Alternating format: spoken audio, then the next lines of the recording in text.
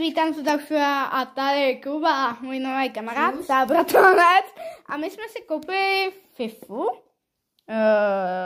365.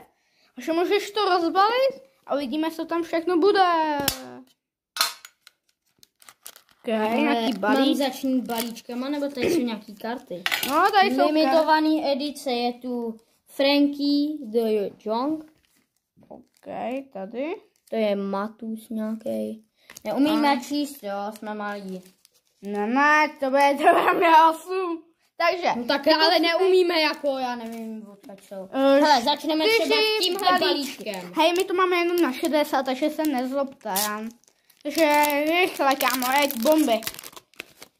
Kámo nějaký jak, tak. Kámo. Dobré.